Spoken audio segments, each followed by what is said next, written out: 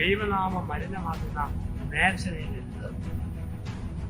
നേർച്ചകളുള്ള വീട്ടിൽ പൈസ ചോദിച്ചു ദൈവത്തെ വഞ്ചിച്ചില്ല. നേരത്തെ നേരുമ്പം പണമുണ്ട്, പിന്നെ പണം ഇല്ലാത്തതുകൊണ്ട് കിട്ടാൻ പറ്റിയില്ലെങ്കിൽ അത് പ്രശ്നമില്ല. പണം ഉണ്ടായിട്ടും നേർച്ചകൾ വീട്ടിലേക്ക് ദൈവത്തെ കളിപ്പിക്കുന്നവരായി. ഉദാഹരണം, വേളാങ്കണ്ണി കൂടി കുർബാനയെ പങ്കെടുത്ത് നീന്തി പോരാവുന്ന ഒരു വ്യക്തിയുണ്ട്. കുട്ടി +2 പാസ്സാണ്. +2 കഴിഞ്ഞു, ഡിഗ്രിയും കഴിഞ്ഞു. വീട്ടിൽ ആൾക്കാരൊക്കെ നാട്ടിലുണ്ട്. പക്ഷെ നേർച്ചകടം വെച്ച് അങ്ങനെ വന്നു. വേളാങ്കണ്ണിക്ക് പോകുന്ന ആരെങ്കിലും കയ്യിൽ ഈ പൈസ കൊണ്ടുപോവുകയും എനിക്കാകുന്ന വണ്ടിക്കൂലിയും ചെലവുകൾ വേളാങ്കണ്ണി പള്ളി തന്നെ അത്തിടണം. വേളാങ്കണ്ണിയെ നേർന്നിട്ട് എന്റെ പള്ളിക്ക് കാശില്ലാത്തോട് കൊടുത്തേക്കാന്ന് വെച്ചാൽ അത് ഔദാര്യം നേർച്ചകടം ഓർക്കാം. അല്ലെങ്കിൽ വേളാങ്കണ്ണി പള്ളിയില്ല എങ്കിൽ മേരിക്കുഞ്ഞി കൊടുത്തേക്കാം. നേർച്ചകടം പിടിക്കില്ല. എവിടെ നേർന്നോ അവിടെ വേദിക്കണം. 5000 രൂപ പള്ളിക്ക് കൊടുക്കാൻ തീരുമാനിച്ചു.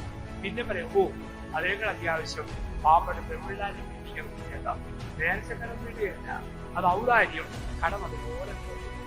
ഇനി വീട്ടാൻ പറ്റുന്ന നേർച്ചകളെ എങ്ങനെയാവും? ചാടി കയറി ചുമ്മാ നേർച്ച ചെല്ലു പറയും, എൻ്റെ അച്ചു ദർശനം വന്നപ്പോൾ നേർന്നു, അത് തീർന്നപ്പോൾ അത് മാത്രം കൂടി അത് ഇരിക്കുന്നു. ഉദാഹരണം, കയ്യിലൊരു ചെറിയ ചൊറി വരുമ്പോൾ ഇവിടെ പരമരത്തെ വീട്ടിൽ നിന്ന് ചാടി നിറഞ്ഞേക്കട്ടെ, എൻ്റെ കർത്താവേ ഇത് സോപ്പിടുവാണെങ്കിൽ ഇസ്രായേൽ യോർദാൻ നദി പോയി ചുമ്മാ നേർച്ചയുണ്ട്. പൊട്ട നേർച്ചകൾ നേരിട്ട് അല്ലെ പറ്റുമെങ്കിൽ എത്രയാവും? അല്ലെങ്കിൽ പറയണം, തമ്പുരാനെ സോപ്പ് തേച്ചു കുറിച്ച് ശവക്കയിലും പിന്നെ ഓർത്തോളം പറ്റിയ നേരാവും. അബദ്ധമുള്ള നേർച്ചകൾ, വീട്ടാൻ പറ്റാത്ത നേർച്ചകൾ ഒരിക്കലും നേർച്ചകൾ കർത്താവിന്റെ നാമം കടവുള്ള ദിവസങ്ങൾ എന്ന് പറയുന്നത് കർത്താവിന്റെ ദിവസമാണ്. ഈ കർത്താവിന്റെ ദിവസം പരിശുദ്ധമായി ആചരിക്കണം. എവിടെയെല്ലാം പോയാലും ഞായറാഴ്ച സ്വന്തം പള്ളിയിൽ കുർബാനക്കടം ഒരിക്കലും ദേവാലയത്തോട് ചേർന്ന് നിൽക്കണം. ദേവാലയത്തിലെ എല്ലാ സജീവമായി ഭാഗമാക്കുക വേണം. കർത്താവിന്റെ ദിവസം കുർബാനയിൽ പങ്കെടുക്കുന്നു, ബൈബിൾ വായിക്കുന്നു, ഭക്തിഗാനം കേൾക്കുന്നു, ദൈവത്തോടുകൂടി കൂടുതൽ സമയം ചെലവഴിക്കുന്ന ദിവസമാകണം ഞായറാഴ്ച. ഒപ്പം കർത്താവിന്റെ മണിക്കൂറും പരിശുദ്ധമായി ആചരിക്കണം. ദിവസം മാത്രമല്ല, കർത്താവിന്റെ മണിക്കൂർ എല്ലാ വീട്ടിലും വേണം. കർത്താവിന്റെ മണിക്കൂർ ഏതാ? കർത്താവിന്റെ മണിക്കൂർ രാത്രി 7-നും 9-നും ഇടയിൽ ഒരു 20 മിനിറ്റ് സമയം വേണം. 7-നും 9-നും ഇടയിൽ 20 മിനിറ്റ് കുറയാതെ 30 മിനിറ്റ് കൂടാതെയുള്ള ഒരു സംഖ്യാപ്രാർത്ഥന. കുഞ്ഞുങ്ങളുള്ളപ്പോൾ ഒത്തിരി നീട്ടി പ്രാർത്ഥിക്കുന്നത് ആ കുഞ്ഞുങ്ങൾ പ്രാർത്ഥനയിൽ വരുന്നു. അവരുള്ളപ്പോൾ 20 മിനിറ്റിന്റെ പ്രാർത്ഥന. ഒറ്റയ്ക്കിരുന്ന് കൂടുതൽ പ്രാർത്ഥിക്കണം.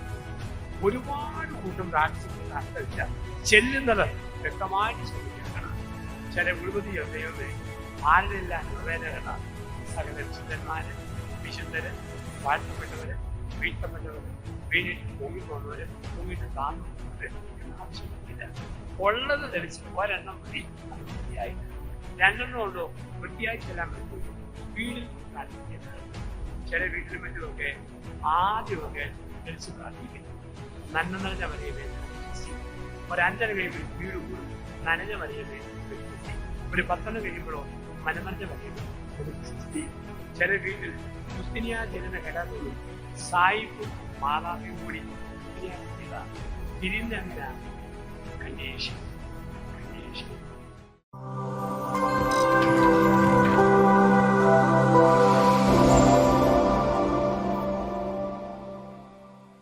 ഉൽപ്പത്തി പുസ്തകത്തെ വിളിക്കുന്ന വാക്ക് ഉടമ്പടികളുടെ പുസ്തകമെന്നാണ്. ഉടമ്പടികളുടെ പുസ്തകം, ദ ബുക്ക് ഓഫ് കവനൻസ്. 3 ഉടമ്പടികളാണ് ഉൽപ്പത്തി പുസ്തകത്തിൽ. ഒന്ന്, ആദ്യ ഉടമ്പടി കല്യാണമാണ്. കാരണം വിവാഹവും ദാമ്പത്യവും കഴിഞ്ഞേ ഉള്ളൂ മാർപ്പാപ്പായും മെത്രാനും അച്ഛന്മാരും സിസ്റ്റേഴ്സും എല്ലാവരും.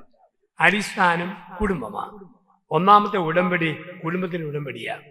കുടുംബത്തെ വിളിക്കുന്ന വാക്ക് തന്നെ ഫാമിലി എന്നാണ്. ഫാമിലി എന്ന വാക്കിന്റെ ഓരോ ആൽഫബറ്റും വിവരിച്ചാൽ ഇങ്ങനെയാണ്: father and mother, I love you. ഇതാണ് family. Father and mother, I love U.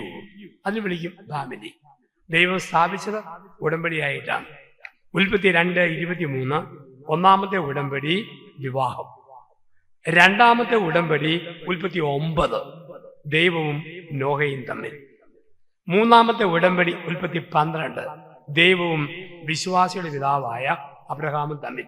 ആദ്യ ഉടമ്പടി വിവാഹം, രണ്ടാം ഉടമ്പടി നോഹയുമായി, മൂന്നാം ഉടമ്പടി വിശ്വാസിയുടെ പിതാവായ അബ്രഹാമുമായി.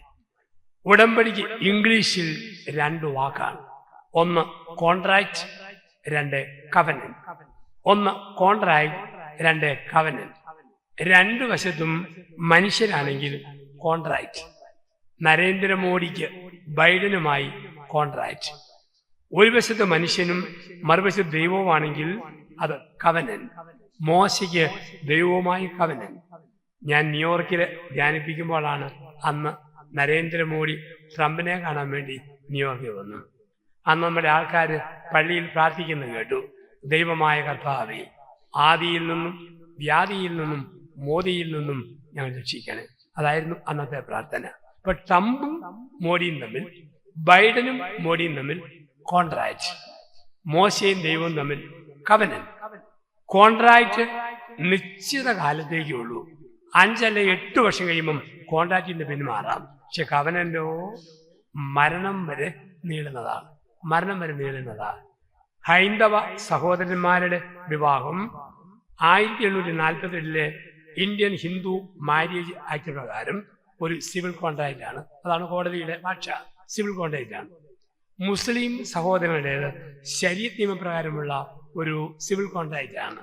പക്ഷേ നിങ്ങളുടെ കല്യാണം അത് ഉടമ്പടിയാണ്. നമ്മുടേത് കോൺട്രാക്റ്റ് അല്ല, കവനന്റ് ആണ്, ഉടമ്പടിയാണ്. അച്ഛന്റെ പട്ടം ഉടമ്പടിയാണ്. സിസ്റ്റേഴ്സിന്റെ വിളവാഗ്ദാനം ഉടമ്പടിയാണ്. നിങ്ങളുടെ കല്യാണം ഉടമ്പടിയാണ്, കോൺട്രാക്റ്റ് അല്ല. അതുകൊണ്ടാണ് കത്തോലിക്കർക്കിടയിൽ വിവാഹമോചനം ബുദ്ധിമുട്ടാണ്. ചുറ്റിയ പാമ്പ് കടിച്ചേ പോകൂ. മത്തായി 19:6. ദൈവം യോജിപ്പിച്ചത് മനുഷ്യൻ വേർപെടുത്തരുത്. ഇന്ന് ഡൈവോഴ്സിന് വേണ്ടി ആൾക്കാർ ഓടുന്ന കാലം.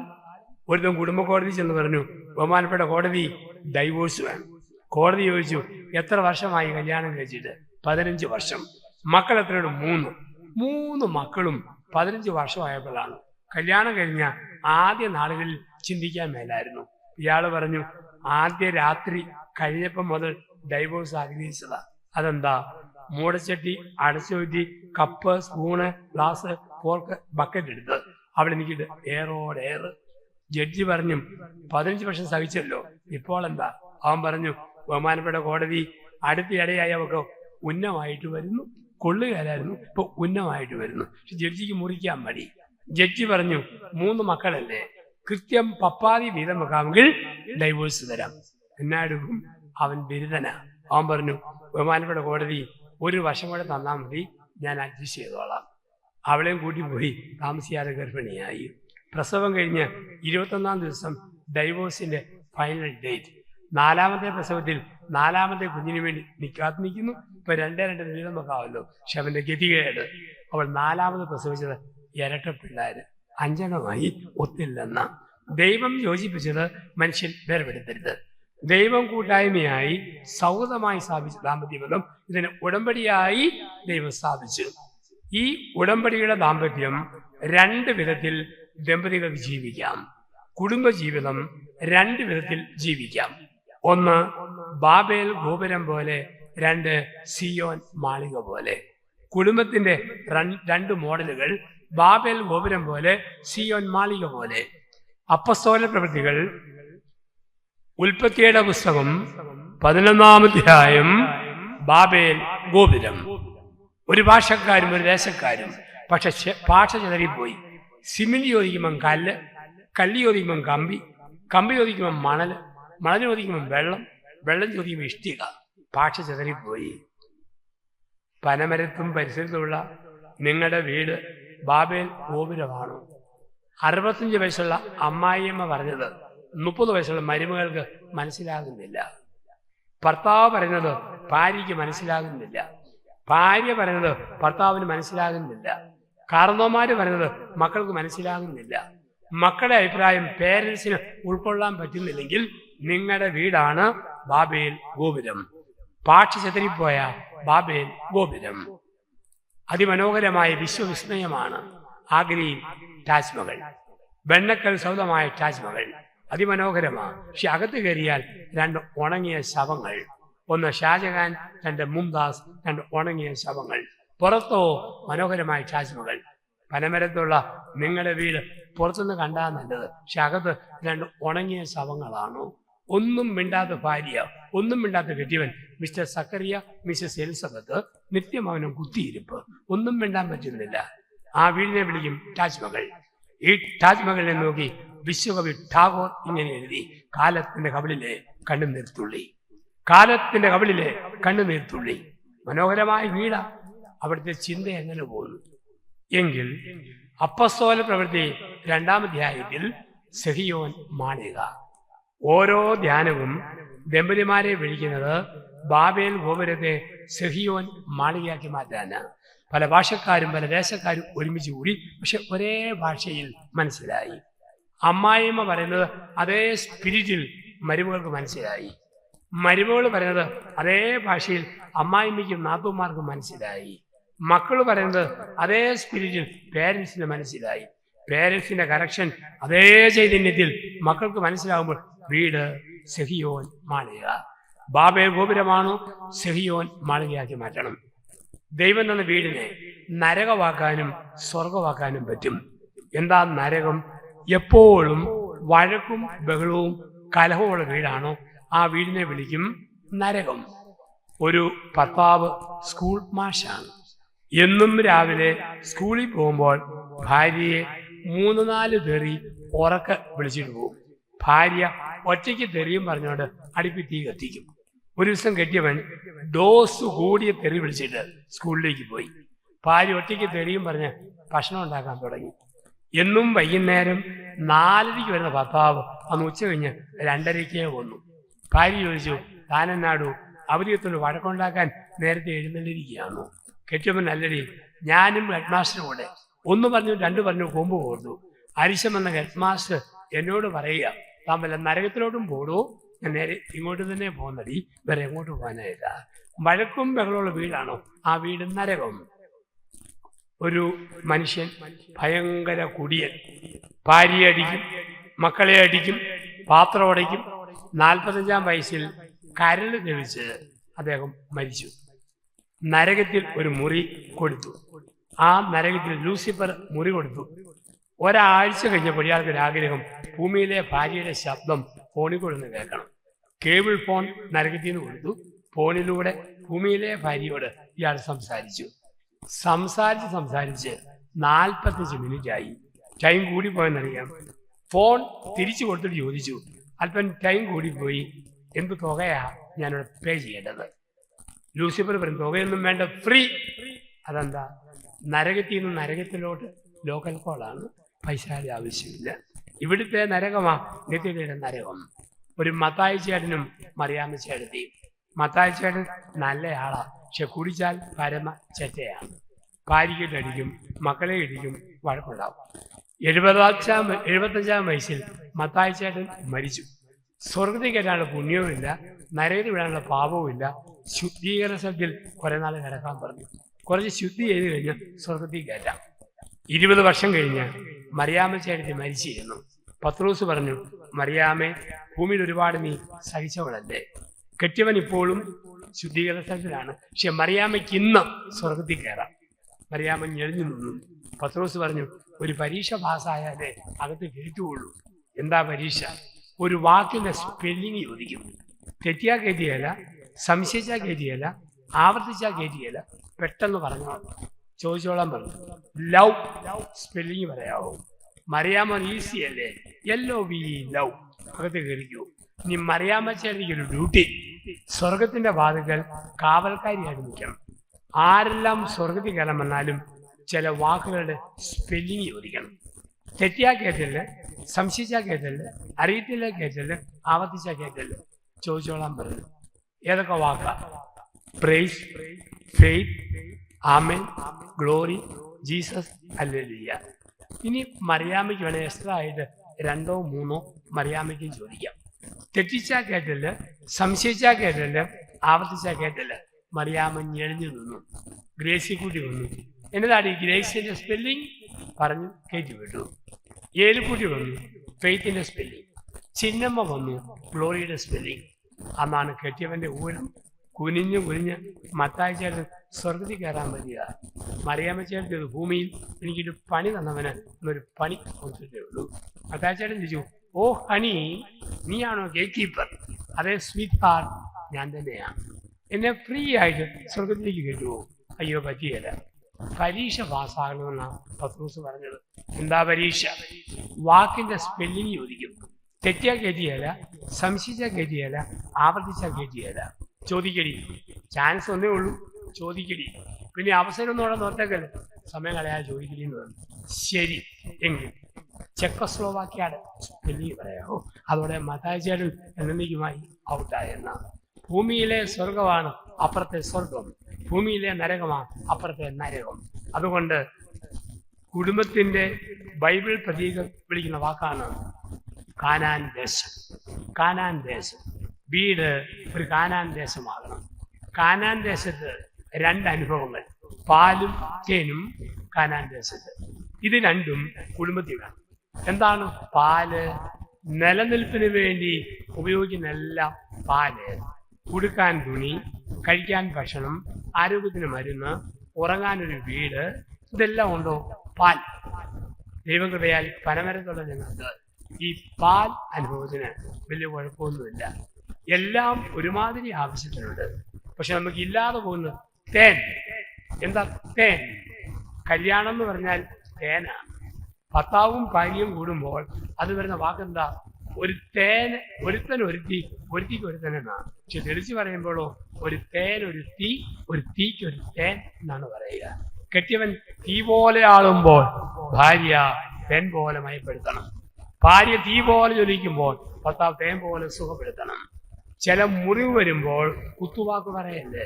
ഭർത്താവിനൊരു തകർച്ച വരുമ്പോൾ ഭാര്യ പറയരുത് ദൈവം നീതിമാനാ, കൊടുത്താ കൊല്ലത്തും കിട്ടും, കുത്തിയിരുന്ന് അനുഭവിക്കണോ. അങ്ങനെ പറയുന്നിടത്ത് തേൻ അനുഭവമില്ല. ഭാര്യയ്ക്കൊരു നൊമ്പരം വരുമ്പോൾ കെട്ടിവന്ന നാളുകളിൽ മറയാനെ പോലെ ഇളകി നടന്നവളല്ലേ, പിള്ളേർ നിന്നെ പാഠം പഠിപ്പിക്കട്ടെ, അങ്ങനെ പറയുന്നിടത്ത് തേൻ അനുഭവമില്ല. എന്താണ് തേൻ അനുഭവം? 2 പേരും പരസ്പരം പറയണം. മക്കളെ കണ്ടും മാമ്പൂ കണ്ടും കൊതിക്കരുതെന്ന് കാർമ്മമാര് പറഞ്ഞിട്ടില്ലേ? മക്കള് പക്ഷി കുഞ്ഞുങ്ങൾ, നമ്മൾ വൃക്ഷം. പക്ഷി പറക്കും, വൃക്ഷം നിൽക്കും. നിനക്ക് ഞാൻ തുണ, എനിക്ക് നീ തുണ, നമുക്ക് ദൈവം തുണ. നമ്മൾ തുറമുഖം, കപ്പല് പോകും. തുറമുഖം നിൽക്കും, കപ്പല് പോകും. നിനക്ക് ഞാൻ, എനിക്ക് നീ, നമുക്ക് ദൈവം തുണ. അങ്ങനെ പറയുന്നിടത്താണ് കുടുംബം ഒരു കാനാൻ ദേശമായിട്ട് മാറുക. വിവാഹ ജീവിതത്തിൽ ആവശ്യമില്ലാത്ത വാക്കുകൾ, മോശമായ പദപ്രയോഗങ്ങൾ, ബഹുമാനമില്ലാത്ത സംസാരങ്ങൾ, താഴ്ത്തിക്കെട്ടിയ ചിന്തകൾ, എത്രയോ രീതിയിൽ കുടുംബങ്ങൾ തകർന്നെങ്കിൽ ഈ വാർഷിക ധ്യാനം ഒരു വിളിയാണ്. അസാധ്യ കാര്യങ്ങൾ മധ്യസ്ഥനായ വിശയുതാത്ത ദേവസ് അസാധ്യമായ നമ്മുടെ സ്നേഹത്തിന്റെ മേഖലകളെ സാധ്യമാക്കി തീർക്കുവാൻ ഇടപെടലേ നമുക്ക് പ്രാർത്ഥിക്കാം. പരിശുദ്ധനായ ഫ്രാൻസിസ് മാർപ്പാപ്പ കോവിഡ് കാലഘട്ടത്തിൽ ലോകമാസകലമുള്ള കത്തോലിക്ക ദമ്പതിമാർക്ക് വേണ്ടി ഒരു ധ്യാനം നടത്തി. ആ ധ്യാനത്തിൽ പരിശുദ്ധ പിതാവ് പറയുന്നു, കുടുംബം സ്വർഗമായി മാറണമെങ്കിൽ, കുടുംബം ഭൂമിയിൽ ഒരു കാനാൻ ദേശമായിട്ട് മാറണമെങ്കിൽ പഴയ നിയമത്തിലെ 10 പ്രമാണങ്ങൾ പുതിയ നിയമത്തിൽ ജീവിക്കണം. പഴയ നിയമത്തിലെ 10 പ്രമാണങ്ങൾ പുതിയ നിയമത്തിൽ കുടുംബത്തിൽ ജീവിക്കണം. 1, ദൈവമായ കർത്താവ് ഞാനാണ്, ഞാനല്ലാതെ മറ്റൊരു ദൈവം നിനക്കുണ്ടാകരുത്. ദൈവമായ കർത്താവ് ഞാനാണ്, ഞാനല്ലാതെ മറ്റൊരു ദൈവം നിനക്കുണ്ടാകരുത്. മക്കൾ മാതാപിതാക്കളും ഭാഗ്യപ്പെട്ട ഒരു ദാമ്പത്യ ജീവിതം നയിക്കണമെങ്കിൽ ശ്രദ്ധിക്കേണ്ട ഒന്നാമത്തെ കാര്യം ദൈവത്തിന് 1-ാം സ്ഥാനം കൊടുക്കുക. ദൈവത്തിന് 1-ാം സ്ഥാനം കൊടുക്കുക. ഇഷ്ടപ്പെട്ട സിനിമ വരുമ്പോൾ പ്രാർത്ഥനാ സമയം അഡ്ജസ്റ്റ് ചെയ്യരുത്. ഇഷ്ടപ്പെട്ട കളി വരുമ്പോൾ പ്രാർത്ഥനാ സമയം അഡ്ജസ്റ്റ് ചെയ്യരുത്. പ്രാർത്ഥനയ്ക്ക് ഫിക്സഡ് ടൈമും കൃത്യമായ ടൈം ടേബിളും വേണം. ദൈവത്തിന് ഒന്നാം സ്ഥാനം കൊടുക്കണം. 15 മിനിറ്റ് പ്രാർത്ഥിക്കുമ്പോൾ 5 പ്രാവശ്യം മൊബൈൽ ഫോൺ അറ്റൻഡ് ചെയ്യരുത്. ദൈവത്തിന് പ്രാധാന്യം കൊടുക്കുമ്പോൾ പ്രാർത്ഥനാ സമയത്ത് മൊബൈൽ ഫോൺ സൈലന്റ് മോഡിൽ ഇട്ടു വെക്കണം. ലാൻഡ് ഫോൺ റിസീവർ ഇറക്കി വെക്കണം. അത് കഴിഞ്ഞ് മതി കോണ്ടാക്റ്റുകൾ. ദൈവത്തെ ഗൗരവമായിട്ട് എടുക്കുമ്പോൾ, ദൈവത്തിന് ഒന്നാം സ്ഥാനം കൊടുക്കുമ്പോൾ പ്രാർത്ഥനയ്ക്ക് കൊടുക്കുന്ന പ്രാധാന്യം. കുറെ വർഷങ്ങൾക്ക് മുമ്പ് ഒരു രാത്രിയിൽ എൻ്റെ അമ്മയുടെ ആങ്ങളെ ഞാൻ ഫോണിൽ വിളിച്ചു ഒരു കാര്യം പറയാൻ വേണ്ടി. അങ്കിൾ പറഞ്ഞു, മോനെ കുറച്ച് കഴിഞ്ഞ് വിളിക്കാവോ? ഞാൻ പറഞ്ഞ തിരക്കാണ്. അതെ, ഞാനും മോൻ്റെ അമ്മായിയും കൂടി പരസ്പരം കണ്ടുകൊണ്ടിരിക്കുകയാണ്, ഇത് കുറെ കഴിഞ്ഞ് വിളിക്കാവും. ഞാൻ തമ്മിൽ കാണുക. പിന്നെ മനസ്സിലായത് അന്നത്തെ ഒരു സീരിയലിന്റെ പേരായിരുന്നു പരസ്പരം. ഇതും കണ്ടുകൊണ്ടിരിക്കുക. അപ്പം പ്രാർത്ഥനാ സമയം അഡ്ജസ്റ്റ് ചെയ്യുന്ന മനുഷ്യരെ നമ്മൾ കണ്ടെത്തും പ്രാർത്ഥനയ്ക്ക്. ഇവിടെയാണ് പരിശീലിതാവ് പറയുക, ദൈവത്തിന് ഒന്നാം സ്ഥാനം കൊടുക്കുമ്പോൾ ചില മയപ്പെട്ട വാക്ക് ഭർത്താവിന്റെയും ഭാര്യയുടെയും നാക്കേന്ന് വരണം. ദൈവത്തിന് സ്ഥാനം കൊടുക്കുമ്പോൾ പരുഷമായ കടുപ്പമുള്ള ഭാഷ പറയില്ല, മയമുള്ള ഭാഷ. പരിശുദ്ധപിതാവ് പറയുന്നു, 3 വാക്കുകൾ ഭാര്യാഭർത്താക്കന്മാരുടെ നാവിൽ നിന്ന് വരണം. 1 പ്ലീസ്, 2 സോറി, 3 താങ്ക് യു. എന്താ പ്ലീസ്? പ്ലീസ് എന്ന് പറഞ്ഞാൽ എൻ്റെ മനുഷ്യ പഞ്ചസാര തീർന്നു പോയി കേട്ടോ, ആഹാ എന്നാ മുടിഞ്ഞ ചിലവാടി എന്ന് വെച്ച് മേടിച്ചു വരും. അതിനകത്തൊരു പ്ലീസ് ഇല്ലല്ലോ. കറി വലത്തടി, ചോറ് വിളമ്പടി, ചായ അനത്തടി, അതിനകത്ത് പ്ലീസ് ഇല്ല. അതിനകത്ത് പ്ലീസ് ഇല്ല. ഒരു ചായ കുടിച്ചാലോ, ചോറുണ്ടാലോ, കറി വലത്തിയാലോ അങ്ങനെ പറയുമ്പം പ്ലീസ് ആണ്. ഭാര്യ കെട്ടുവനോട് ഇന്നും കൂടെ പഞ്ചാര മേടിച്ചില്ലെങ്കിൽ നാളെ കട്ടൻ കാപ്പി കേൾക്കേണ്ടി വരുന്നത്. അങ്ങനെ പറയുമ്പം അവിടെ പ്ലീസ് ഇല്ല. മയമുള്ള പദപ്രയോഗങ്ങൾ ഉപയോഗിക്കണം. ഭാര്യയോട് പറയുമ്പോൾ മയമുള്ള വാക്ക്, ഭർത്താവിനോട് പറയുമ്പോൾ മയമുള്ള വാക്ക്, പ്ലീസ്. രണ്ടാമതൊരു വാക്കുണ്ട് സോറി. സോറി ദമ്പതികൾ നമുക്ക് പറയേണ്ടതാണ്. ഈ സോറി എന്ന് പറയുമ്പോൾ നമ്മൾ ഓർക്കുക, ആരെങ്കിലും സംസാരിക്കാനായിട്ട് ഇനിയും ഉണ്ടെങ്കിൽ ദേവാലയ മുറ്റത്ത് ഒരു വൈദികൻ ഉണ്ട്, പിന്നീട് സൗകര്യം ഉണ്ടായിരിക്കില്ല. ആരെങ്കിലും സംസാരിക്കണമെങ്കിൽ ദേവാലയ മുറ്റത്ത് ഒരു വൈദികന്റെ സാന്നിധ്യമുണ്ട്. അവിടെ പോയി ആ കൂതാശയിലൂടെ കടന്നു പോകാവുന്നതാണ്. അപ്പം പ്ലീസ്. 2 സോറി. എന്താണ് സോറി? സോറി പറയാൻ മനുഷ്യനെ പറ്റും.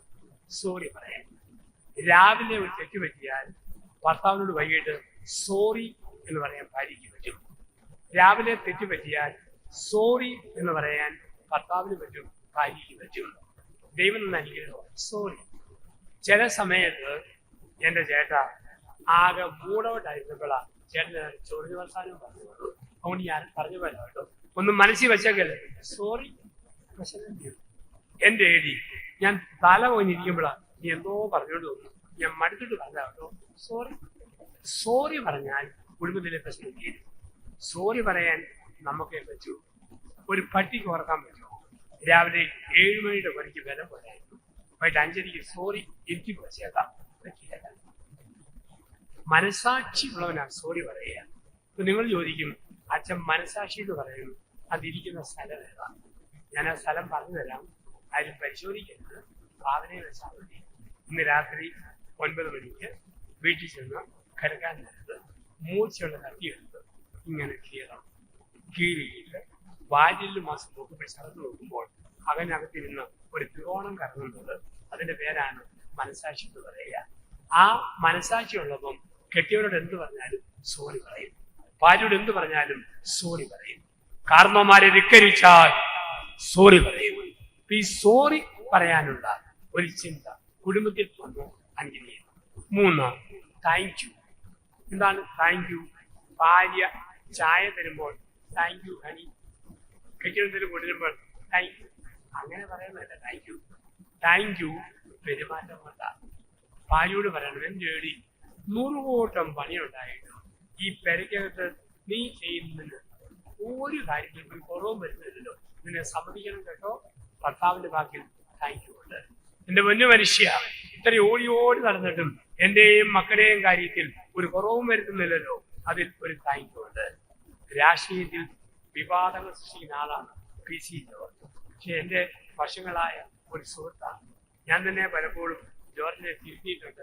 നാട്ടിനെ പിടിക്കണം, നല്ല മനുഷ്യൻ, സത്യസന്ധൻ, പക്ഷെ അതെല്ലാം വിളിച്ചു പറയും.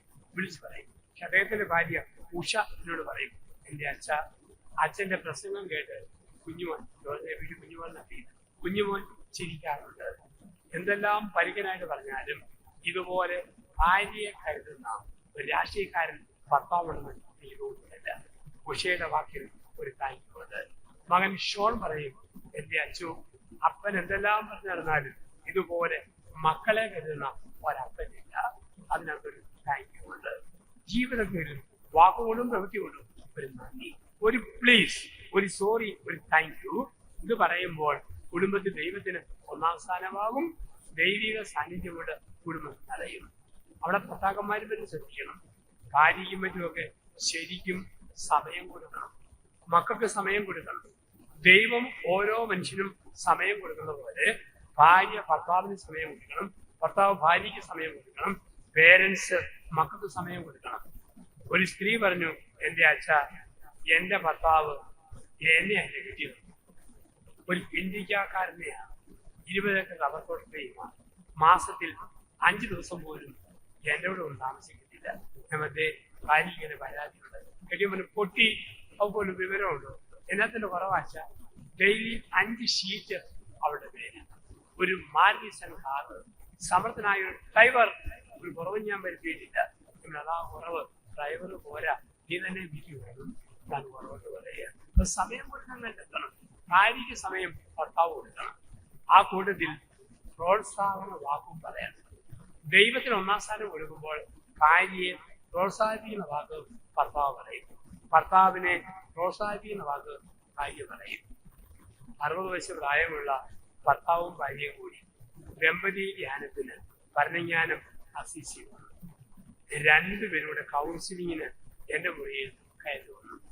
അങ്ങനെ കയറി വന്നപ്പോൾ ഞാൻ ഈ മനുഷ്യന്റെ മുഖത്ത് നോക്കി, വളരെ ഗൗരവം. സ്ത്രീയുടെ മുഖത്താണ് ഒരു ദുഃഖഭാവവും.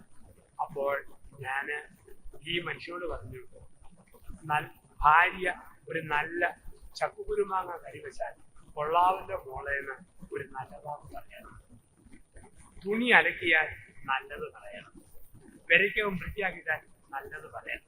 ഇയാൾ പറഞ്ഞു, ഞാൻ മാത്രമല്ലല്ലോ, അവളും പിള്ളേരും കൂടെ തിന്നുന്നില്ലേ, ഞാൻ തന്നെ നല്ലത് പറയണം എന്ന് പറയണം. ചെമ്മീനും മാങ്ങായും കറി വെച്ചാൽ രാഷ്ട്രപതി ദ്രൗപദി മുർമുവിന്റെ അവാർഡ് ഒരു ഭാര്യയ്ക്ക് കിട്ടിയല്ല, കെട്ടിയവന് നല്ല വാക്ക് പറയണം. ഇയാൾ മൂടിയിട്ട് പോയി. വെള്ളിയാഴ്ച ധ്യാനം കഴിഞ്ഞു. തിങ്കൾ രാത്രി 8 മണിക്ക് അത്താഴം കത്തിരിക്കുക. സാധാരണ ഐറ്റങ്ങൾ ചൂട് കഞ്ഞി, ചെറുപേര് തോരൻ, തേങ്ങാച്ചൂട് ചമ്മന്തി, കടുകുമാങ്ങ, ഇത് ഐറ്റം. ഇതും കാത്തിരിക്കുക. 8:05 ഭാര്യ ഒരു പ്ലേറ്റ് നിറയെ വറുത്തരച്ച നല്ല ഒരു പാത്രം നിറയെ വറുത്തരച്ച കോഴിക്കറി, വേറൊരു പ്ലേറ്റ് നിറയെ കുഴച്ച് വെച്ച് ചക്കപ്പുഴുക്കും വരുന്നത്. കഞ്ഞിയും ചമ്മന്തിയും കാത്തിരുന്നപ്പോഴാണ് ചക്കപ്പുഴുക്കും കോഴിക്കറി. ഇതെങ്ങനെ ഉണ്ടാക്കുന്നയാളോ മേടിച്ചു. പുഴുക്ക് മൊത്തം നിന്നു, പ്ലേറ്റ് വെച്ച് നൽകി. കറി മൊത്തം കൂടി അരക്കും നീക്കി നൽകി. ഒരു ഏപ്പവും. അപ്പോൾ അച്ഛൻ പറഞ്ഞ കറി വന്നത് നല്ല വാക്ക് പറയണ്ടേ. അവൻ പറഞ്ഞു, എൻ്റെ ലിസിമോളെ കഴിഞ്ഞ 31 വർഷത്തിൽ ആദ്യമായിട്ടാണ് രുചിയുള്ള ഒരു ഭക്ഷണം ഇങ്ങനെ ഉണ്ടാക്കാൻ പറ്റുമല്ലേ, ഇതിനെ സമ്മതിച്ചിരിക്കുന്നു. അവളൊക്കെ കഴിച്ചില്ല. ഇതിനാരും കരുതരുത്. ജോസഫ് അച്ഛൻ പറഞ്ഞില്ലായിരുന്നു, നല്ലത് വരുമ്പം നല്ലത് പറയണം. അവള് പറഞ്ഞു, അച്ഛൻ പറഞ്ഞത് ശരിയാ, പക്ഷെ കഴിഞ്ഞ 3 പതിറ്റാണ്ട് കാലം ഞാൻ വെച്ച് വെള്ളത്തിൽ തന്നിട്ടും എനിക്ക് നല്ലതൊന്നും എന്നോട് പറയാനില്ല. അയൽപക്കത്തെ ആന്യമ്മയുടെ ചക്കപ്പുഴുക്കും കോഴിക്കറിയും വന്ന് പറയുന്നത് എനിക്ക് നല്ലത് പറയാൻ തോന്നുന്നത്. എവിടാ പറയുന്നത്, ആരോടാ പറയുന്നത്, ശ്രദ്ധിച്ച് പറയണം. ദൈവത്തിന് ഒന്നാം സ്ഥാനം കൊടുക്കുമ്പോൾ ഭാര്യയോട് നല്ല വാക്ക് പറയും, ഭർത്താവിനോട് നല്ല വാക്ക് പറയും, കുഞ്ഞുങ്ങളോട് നല്ല വാക്ക് പറയും. ദൈവത്തിന് ഒന്നാം സ്ഥാനം കൊടുക്കുമ്പോൾ ഒന്നാം പ്രമാണം, ദൈവമായ കർത്താവ് ഞാനല്ലാതെ മറ്റൊരു ദൈവം ഉണ്ടാകും. 2, ദൈവത്തിന്റെ നാമം വൃഥാ പ്രയോഗിക്കരുത്. നിങ്ങളുടെ കുടുംബത്തിൽ അനുഗ്രഹം വേണോ, ദൈവനാമം വെറുതെ ഉപയോഗിക്കരുത്. അതായത് മോശമായ വാക്ക് പെരയ്ക്കകത്ത് പറയല്ല. ചീത്ത വാക്കുകൾ ഭർത്താവ് ഭാര്യയോടും തിരിച്ച് ഭാര്യ ഭർത്താവിനോടും പറയുമ്പോൾ ദൈവനാമം മലിനമാകും. ലോകത്തിൽ എല്ലാ ഭാഷയിലും തെറിയുണ്ട്. പക്ഷെ ലോകത്തിലെ ഭാഷയിലെ തെറിക്ക് നീളം വളരെ കുറവാണ്. ഏറ്റവും മൂത്ത തെറിയുള്ള ഭാഷ ശ്രേഷ്ഠ ഭാഷയായ മലയാളമാണ്. മലയാളത്തിൽ ഏതക്ഷരം പോലും തെറി സ്റ്റാർട്ട് ചെയ്യാൻ പറ്റും, തെറി സ്റ്റാർട്ട് ചെയ്യാൻ പറ്റും. അപ്പം ചീത്ത വാക്ക് കുടുംബത്തിൽ പറയരുത്. അപ്പനും അമ്മയും ചീത്തവാക്ക് പറഞ്ഞാൽ അത് മക്കൾ കണ്ടുപിടിക്കും. ഉദാഹരണം, അപ്പൻ തെറി പറയുന്ന അപ്പനാണോ, മകൻ അത് ആവർത്തിക്കും. അമ്മ ചീത്ത പറയുന്നവളാണോ, മകൾ അത് മാതൃകയാക്കും. ഒരപ്പൻ വാ പിടിച്ചാൽ കോപ്പ്, കിഴങ്ങ്, മാട, കോട, പോക്കൻ, ഉണ്ണാക്കൻ, കോന്തൻ, പശവൻ, ഇതാ വാക്ക്. അപ്പന്റെ 6 വയസ്സുള്ള മോൻ ഇത് കേട്ടു പഠിച്ചു. ഉടനെപ്പറ്റി പോലെ പറഞ്ഞു പഠിച്ചു. ഓക്കൻ, ഒക്കൻ, കിഴങ്ങൻ, കോന്തൻ, കൊശവൻ, ഈ വാക്ക് പറഞ്ഞു പഠിച്ചു. വലിയ പെരുന്നാൾ വന്നപ്പോൾ അപ്പൻ 200 രൂപ കൊടുത്ത് ഒരു മുട്ട തീവണ്ടി മേടിച്ച് മോൻ തീവണ്ടി നിർത്തി ശരിക്കും ചൂളം വിളിച്ചു ഒന്ന് സ്റ്റാർട്ട് ചെയ്തു. പറഞ്ഞു, പ്രിയപ്പെട്ടവരെ, യാത്രക്കാരൻ ശ്രദ്ധിക്കും, നമ്മുടെ തീവണ്ടി കോട്ടയത്ത് നിന്നും ചങ്ങനാശ്ശേരി തിരുവല്ല ചെങ്ങന്നൂർ വഴി കൊല്ലത്തേക്ക് പോവുകയാണ്.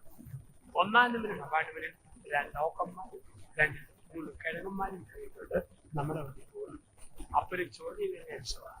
കുറച്ച് വണ്ടി നിർത്തി, പ്രിയപ്പെട്ട യാത്രക്കാരെ, നമ്മൾ ട്രെയിൻ ചങ്ങനാശ്ശേരി 3 പൊട്ടന്മാരിപ്പം 4 കോന്തന്മാരും കയറി. അരിശം വന്ന അപ്പൻ തീവണ്ടി എടുത്ത് 5 കഷമായിട്ട് പൊട്ടിപ്പോയി. അവൻ കുത്തിയിരുന്ന് കരഞ്ഞു. കരഞ്ഞു കഴിഞ്ഞ് സ്വരം അടിച്ചു. ഇവന്റെ അപ്പന്റെ മനം പിടിച്ചു. അപ്പൻ ചോദിച്ചു, എന്തിനാടാ കുത്തിയിരുന്ന് പോകുന്നത്? അവൻ പറഞ്ഞു, എന്റെ തീവണ്ടി അപ്പൻ എഴുതി പൊട്ടിച്ചില്ലേ, അതുകൊണ്ടാണ്. അപ്പം പറഞ്ഞു, നീ ചീത്തവാക്ക് പറഞ്ഞേട്ടാ, മേലിൽ പറയാതിരുന്നാൽ പരിഹാരമുണ്ട്. അവൻ പറഞ്ഞു, പുതിയ ഒരെണ്ണം മേടിച്ചു തരുമോ? മേടിച്ചു തരാൻ പറ്റിയല്ല, പെറുക്കി കൊളുത്തി തരാം. കുത്തിയിരുന്നു പെറുക്കി കൊളുത്തി പഴയതുപോലെ തീവണ്ടിയാക്കി കൊടുത്തു. അപ്പം 1/2 മണിക്കൂർ പെറുക്കി കൊടുത്താൻ. അപ്പം എറിയാനും പൊട്ടിക്കാനും കൊടുത്താനെല്ലാം 1 മണിക്കൂർ. മേലിൽ ചീത്തവാക്ക് പറയരുത്. അപ്പനാണ് സത്യം, ഞാൻ പറയുകയില്ല. അവൻ തീവണ്ടി നേരെ നിർത്തി. അവൻ സൂക്ഷിച്ചു നോക്കി. അവൻ ചൂളം വിളിച്ചു. അവൻ, പ്രിയപ്പെട്ട യാത്രക്കാരി, നമ്മുടെ ട്രെയിൻ ചങ്ങനാശ്ശേരിയിൽ നിന്നും തിരുവല്ല ചെങ്ങന്നൂർ വഴി കൊല്ലത്തേക്ക് പോവുകയാണ്. ഒരു പ്രത്യേക അറിയിപ്പുണ്ട്. ഒരു മറ്റൊറ്റപ്പം കാരണം ട്രെയിൻ 1 മണിക്കൂർ താമസിക്കുന്ന കാര്യം ഖേദപൂർവ്വം കഴിയുകയാണ്. എങ്ങനെയാണ് അപ്പനമ്മ ആ ടൈപ്പ് മക്കളെ ഉള്ളൂ. കുടുംബത്തിൽ ചീത്ത വാക്കുകൾ, മോശമായ വാക്കുകൾ ഒരിക്കലും അപ്പൻ പറയരുത്, അമ്മ പറയരുത്. ഒപ്പം ദൈവനാമം മലിനമാക്കുന്ന നേർച്ച നേരരുത്. നേർച്ചകളുള്ള വീട്ടിൽ പൈസ ചോർന്നു പോയിരിക്കും. ദൈവത്തെ വഞ്ചിച്ചു വരാൻ. നേർച്ച നേരുമ്പം പണമുണ്ട്, പിന്നെ പണം ഇല്ലാത്തതുകൊണ്ട് വീട്ടാൻ പറ്റിയില്ലെങ്കിൽ അത് പ്രശ്നമല്ല. പണം ഉണ്ടായിട്ടും നേർച്ചക്കടം വീട്ടില്ലെങ്കിൽ ദൈവത്തെ കളിപ്പിക്കുന്നവരാണ് നമ്മൾ. ഉദാഹരണം, വേളാങ്കണ്ണി പോയി കുർബാനയെ പങ്കെടുത്ത് നീന്തി പോരാവുന്നു. ഒരു പ്രതിജ്ഞയെടുത്തു. കുട്ടി +2 പാസ്സാകുന്നു. +2 കഴിഞ്ഞു, ഡിഗ്രിയും കഴിഞ്ഞു. വീട്ടിൽ ആൾക്കാരൊക്കെ നാട്ടിലുണ്ട്. പക്ഷെ നേർച്ച നിറവേറ്റിയിട്ടില്ല. നേർച്ചക്കടം വിശ്വസിക്കരുത്. അങ്ങനെ വന്നു വേളാങ്കണ്ണിക്ക് പോകുന്ന ആരുടെങ്കിലും കയ്യിൽ ഈ പൈസ കൊടുത്തു വിടുകയും എനിക്കാകുന്ന വണ്ടിക്കൂലിയും ചെലവും കൂടെ ചെന്ന് വേളാങ്കണ്ണി പള്ളിയിൽ തന്നെ അതിടണം. വേളാങ്കണ്ണിയിൽ നേർന്നിട്ട് എന്റെ പള്ളിക്ക് കാശില്ലാത്തോട് കൊടുത്തേക്കാന്ന് വെച്ചാൽ അത് ഔദാര്യം. നേർച്ചക്കടം വീടിക്കല്ല, ഓർത്തോ. അല്ലെങ്കിൽ വേളാങ്കണ്ണി പള്ളിയില്ല, എങ്കിൽ മേരിക്കുഞ്ഞി കൊടുത്തേക്കാം. നേർച്ചക്കടം വീടിക്കല്ല. എവിടെ നേർന്നോ അവിടെ വീട്ടിയിരിക്കണം. 5000 രൂപ പള്ളിക്ക് കൊടുക്കാൻ തീരുമാനിച്ചു. പിന്നെ പറയാം, ഓ അതേക്കാൾ അത്യാവശ്യം പാവപ്പെട്ട പെൺപിള്ളാരെ കെട്ടിക്കാൻ കൊടുത്തേക്കാം. നേർച്ചക്കടം വീടുകയല്ല, അത് ഔദാര്യം. കടം അതുപോലെ കിടക്കും. ഇനി വീട്ടാൻ പറ്റുന്ന നേർച്ചകളെ നേരാവും. ചാടി കയറി ചുമ്മാ നേർന്നേക്കരുത്. ചെല്ലു പറയും, എന്റെ അച്ചു പ്രശ്നം വന്നപ്പോൾ നേർന്നു, അത് തീർന്നപ്പോൾ അത് മറന്നും പോയി, അത് ഒരിക്കലും വരുന്നത്. ഉദാഹരണം, കയ്യിലൊരു ചെറിയ ചൊറി വരുമ്പോൾ ഇവിടെ പരമരത്തെ വീട്ടിൽ നിന്ന് ചാടി നേർന്നേക്കരുത്. എന്റെ കർത്താവേ, ഇത് സോപ്പിടുവാണെങ്കിൽ ഇസ്രായേൽ യോർദാൻ നദി പേടിയിട്ടുണ്ട്. ചുമ്മാ നേർന്നേക്കരുത്. പൊട്ട നേർച്ചകൾ നേരരുത്. അല്ല പറ്റുമെങ്കിലേ നേരാവും. അല്ലെങ്കിൽ പറയണം, എന്റെ തമ്പുരാന് സോപ്പ് തേച്ചു കുടിച്ച് ഷവറിനെ ഇഴഞ്ഞു നിന്നെ ഓർത്തോണ്ട് കുടിച്ചോളാം. പറ്റുന്ന നേർച്ചകൾ നേരാവും. അബദ്ധമുള്ള നേർച്ചകൾ നേരം, വീട്ടാൻ പറ്റാത്ത നേർച്ചകൾ ഒരിക്കലും നേർന്ന നേർച്ചകൾ വീട്ടിൽ കർത്താവിന്റെ നാമം പ്രയോഗിക്കുന്നത്. 3, കർത്താവിൻ്റെ ദിവസം പരിശുദ്ധമായി ആചരിക്കണം. കർത്താവിൻ്റെ ദിവസം പരിശുദ്ധമായി ആചരിക്കണം. ഏതാണ് കർത്താവിൻ്റെ ദിവസം? ഞായറാഴ്ച. സഭാമാതാവ് കടവള്ള ദിവസങ്ങൾ എന്ന് പറയുന്നത് കർത്താവിൻ്റെ ദിവസമാണ്. ഈ കർത്താവിൻ്റെ ദിവസം പരിശുദ്ധമായി ആചരിക്കണം. എവിടെയെല്ലാം പോയാലും ഞായറാഴ്ച സ്വന്തം പള്ളിയിൽ കുർബാനിക്കുക. കുർബാനക്കടം ഒരിക്കലും വരുത്തരുത്. ദേവാലയത്തോട് ചേർന്ന് നിൽക്കണം. ദേവാലയത്തിലെ എല്ലാ കാര്യങ്ങളും സജീവമായി ഭാഗഭാഗങ്ങൾ വേണം. കർത്താവിൻ്റെ ദിവസം കുർബാനയിൽ പങ്കെടുക്കുന്നു, ബൈബിൾ വായിക്കുന്നു, ഭക്തിഗാനം കേൾക്കുന്നു. ദൈവത്തോടുകൂടി കൂടുതൽ സമയം ചെലവഴിക്കുന്ന ദിവസമാകണം ഞായറാഴ്ച. ഒപ്പം കർത്താവിൻ്റെ മണിക്കൂറും പരിശുദ്ധമായി ആചരിക്കണം. ദിവസം മാത്രമല്ല, കർത്താവിൻ്റെ മണിക്കൂർ. എല്ലാ വീട്ടിലും വേണം കർത്താവിൻ്റെ മണിക്കൂർ. ഏതാ കർത്താവിൻ്റെ മണിക്കൂർ? രാത്രി 7-നും 9-നും ഇടയിൽ ഒരു 20 മിനിറ്റ് സമയം വേണം.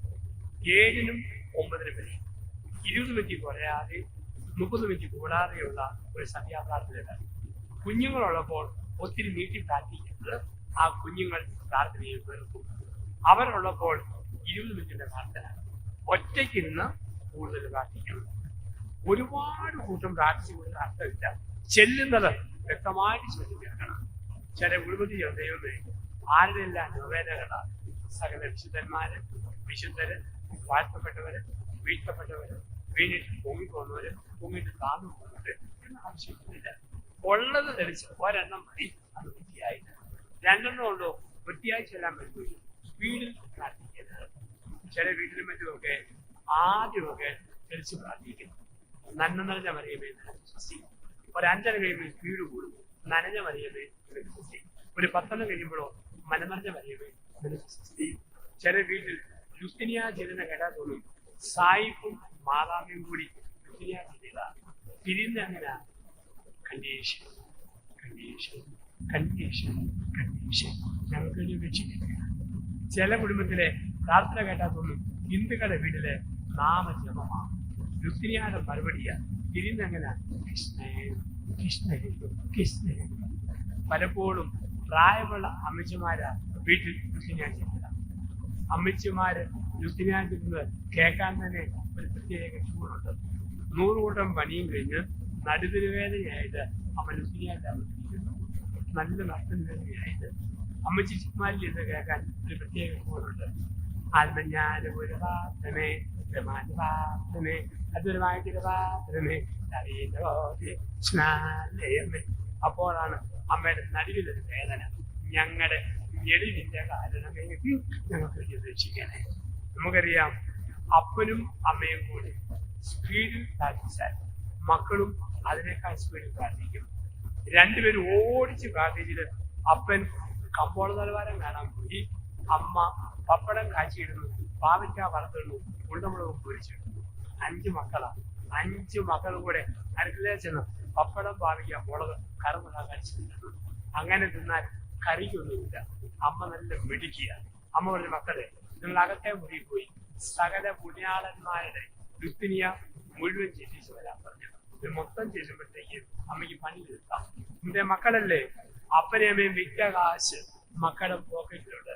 അവർ പ്രാർത്ഥനാമുറിയിൽ കയറി സകല പുണ്യാളന്മാരുടെ ലുത്തിനിയുടെ പുസ്തകം എടുത്തു. ഓരോ പേരും സ്പീഡിൽ മറ്റുള്ളവർ ചെല്ലി ഈ ലക്ഷന്മാരെ ഞങ്ങൾക്ക് വേണ്ടി അപേക്ഷിക്കണം.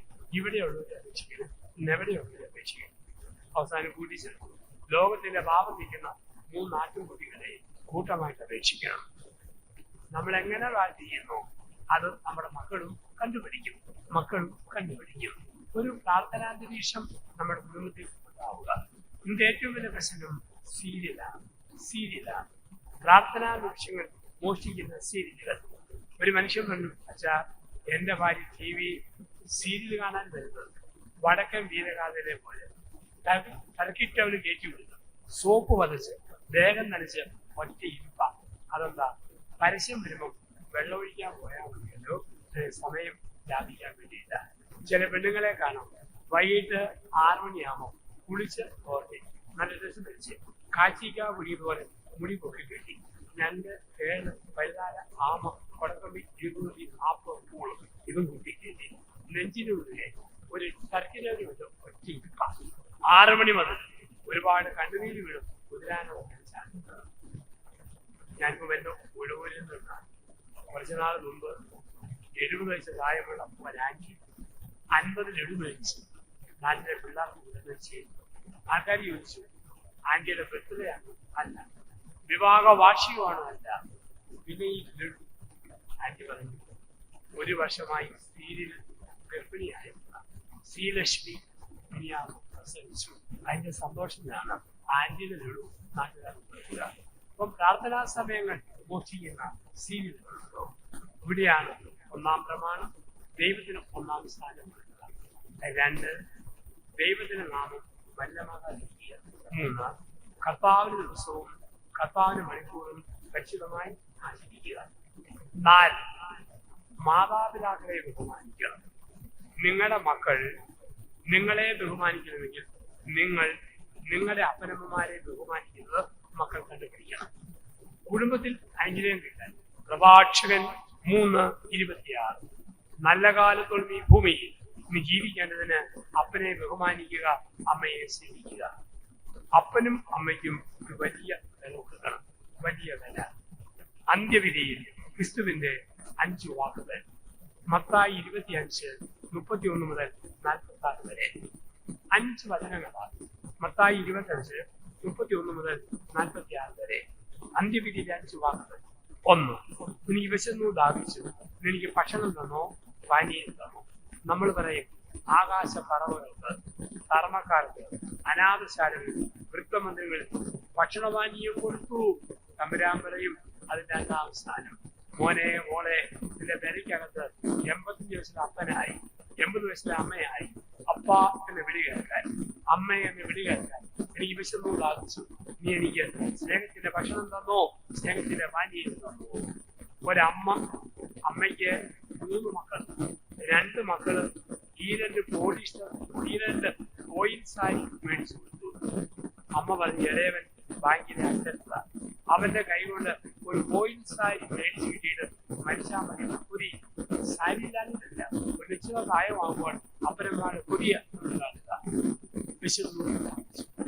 ഞാൻ പലപ്പോഴും മലബാറിൽ വരുമ്പോൾ എന്റെ ജില്ലയായ ഇടുക്കിയിലെ ജനങ്ങളും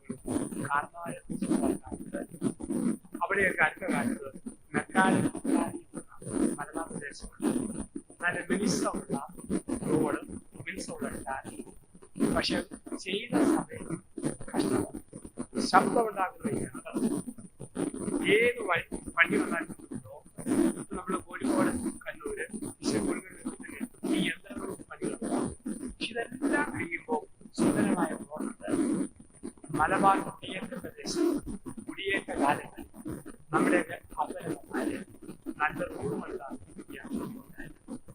വഴിവെട്ടി വീടുണ്ടാക്കി സ്ഥലം മേടിച്ച് വഴിമുടക്കി യന്ത്രങ്ങൾ വഴിമണതുപോലെ അപ്പനമ്മമാര് എല്ലാം സജ്ജമാക്കി. റോഡ് പണി കഴിഞ്ഞപ്പോൾ പിന്നെ ഈ വണ്ടി ശൈലിവാ അത് വേറെ ലോറികൾ വേണ്ടി അടുത്ത സ്ഥലത്തേക്ക്. നമ്മൾ അമിതമായി പൈസ ചെലവാക്കിയാൽ പ്രായമുള്ള അപ്പനമ്മ വഴിമുടക്കി പോലെ പറയും അത്രയും ചെലവാക്കണം. ഇന്ന് സകല വിശുദ്ധരുടെയും തിരുനാളാണ്. വിശുദ്ധിയിൽ നമ്മുടെ കുഞ്ഞുങ്ങളെ വളർത്താനുള്ള കടമ അപ്പനുമുണ്ട്, അമ്മയ്ക്കുമുണ്ട്. വിശുദ്ധിയിൽ മക്കളെ വളർത്തുവാനുള്ള ഒരു കടമ. നഴ്സറി സ്കൂളിലെ കുഞ്ഞുങ്ങളുടെ ഒരു പരിരം കണ്ടു. 4 വയസ്സുള്ള 2 ആൺകുട്ടികൾ മീശയും മുടിയൊക്കെ കൃത്യം വെച്ച് അഭിനയിക്കുകയാണ്. ഒരുത്തൻ ഹിന്ദുവായിട്ടും മറ്റവൻ കത്തോലിക്കനായിട്ടും. ആരുടെ മതത്തിലാ കൂടുതൽ ദൈവങ്ങൾ എന്നുള്ളതാണ് തർക്കം. അപ്പം ഓരോരുത്തരും ഓരോ ദൈവത്തിന്റെ പേര് പറയുക. ഇപ്പൊ ആർക്കാ കൂടുതലെന്ന ഒരു പരിശോധന.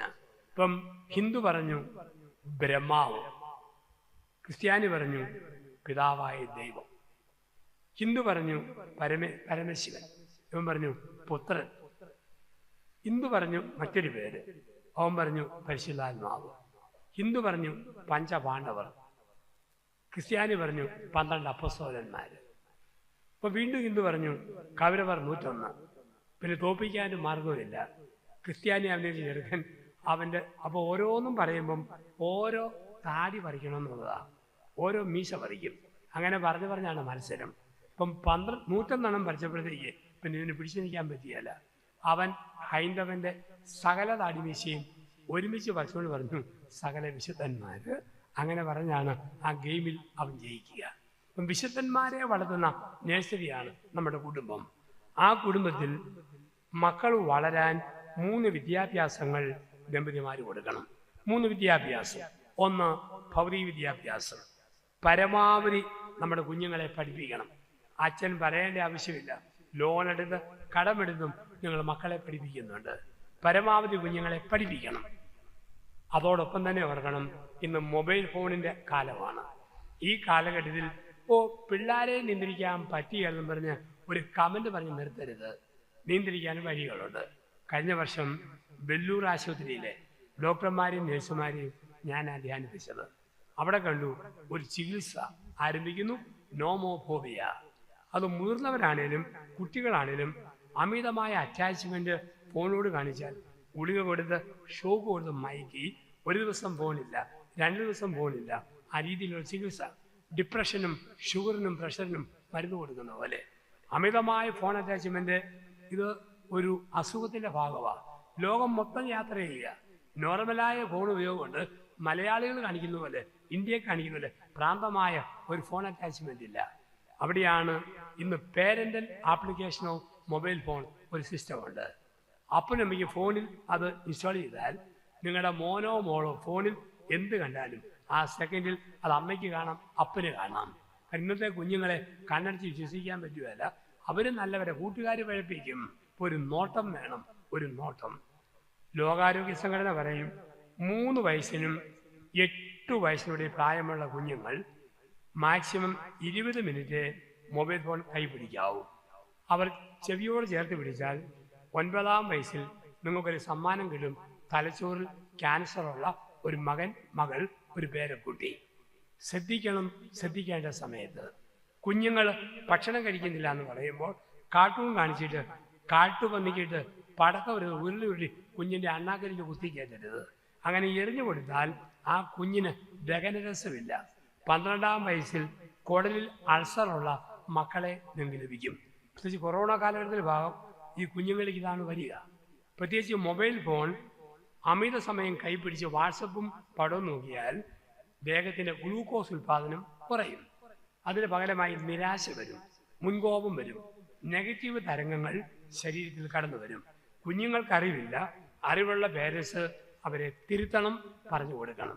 1 ഭൗതിക വിദ്യാഭ്യാസം. 2 ആത്മീയ വിദ്യാഭ്യാസം. എന്താണ് ആത്മീയ വിദ്യാഭ്യാസം? കുഞ്ഞുങ്ങളെ കൊണ്ട് വീട്ടിൽ പ്രാർത്ഥന നയിപ്പിക്കണം. സ്നേഹസേന, കടുകുമണി, കുഞ്ഞു മിഷണറി, നമ്മുടെ രൂപതയുടെ കുട്ടികൾക്കുള്ള പ്രസിദ്ധീകരണങ്ങൾ അത് മേടിച്ചു കൊടുക്കണം. തെളിച്ച് പ്രാർത്ഥിപ്പിക്കണം. ബൈബിൾ കുഞ്ഞുങ്ങളെ കൊണ്ട് വായിപ്പിച്ച് പഠിപ്പിക്കണം. ഒരു അമ്മ 3 വയസ്സ് പ്രായമുള്ള മോനെയും കൊണ്ട് എൻ്റെ അടുത്ത് വന്നു.